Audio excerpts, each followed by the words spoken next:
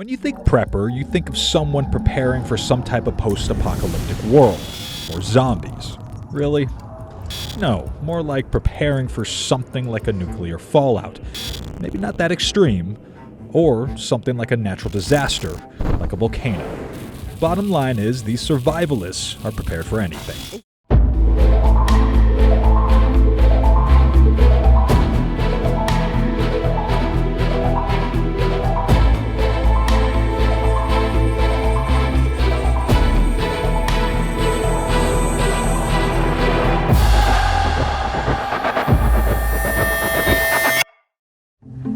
Tonight, we're taking a 360 journey around our state. First to the ranch lands of western Colorado to meet a man whose living depends on water.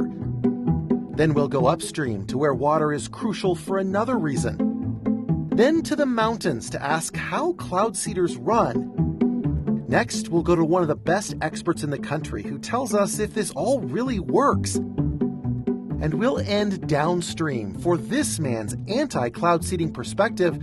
Tens of thousands of Coloradans work in this new gig economy for companies like Rover, DoorDash, TaskRabbit, and of course Uber and Lyft. So let's take a ride around the block and go 360 with viewpoints from a gig worker, a job seeker, a workforce recruiter, and the politicians.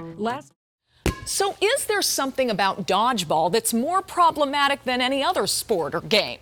We're going 360, hearing from metro area schools, a dodgeball league organizer, a psychologist, and 10-year-old Emily, who just jumped into her first ever dodgeball game in Denver.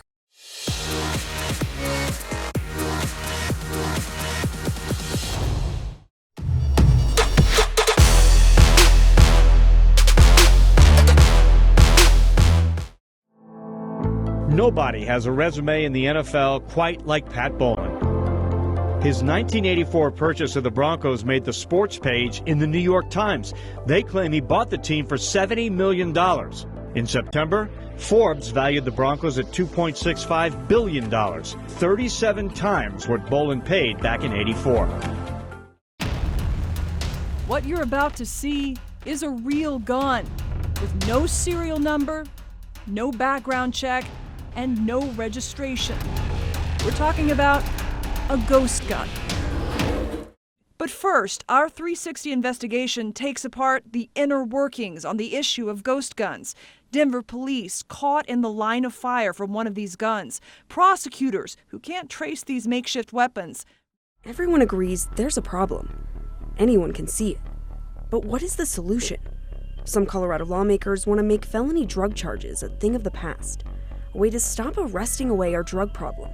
But critics argue it comes with a whole host of other issues. So tonight we're going 360 for 4 eye-opening perspectives. The system is broken. Denver Water says that it needs to enlarge Gross Reservoir to meet the needs of our growing metro. But is constructing a taller dam and a bigger reservoir the best answer? Tonight, we're going to hear perspectives from neighbors Tim and Stephen, whose homes are near the massive, soon-to-be construction site. Plus, we'll hear from this environmentalist who says the whole thing's going to kill the Colorado River. But don't judge before you hear Denver Water's side of all of this. And you're also going to hear the view of this environmentalist who explains why he changed his mind about the whole project. Let's enjoy some more beautiful Colorado views as we go 360. It's the most accessed bill on the state legislature's website. And perhaps for good reason.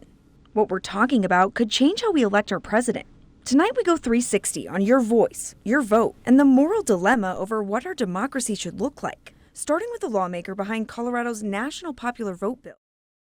Reinsurance is basically insurance for insurance companies. It's a way to stabilize the private insurance market, covering those patients who drive up costs to reduce premiums for everyone else. So you're probably wondering, how are we going to pay for this? I'll explain in a minute. But first, let's take a look at the different perspectives. Think of this like how you would pick an insurance plan. Governor Jared Polis is the one selling it. He says reinsurance is a way to do something right now about high healthcare costs.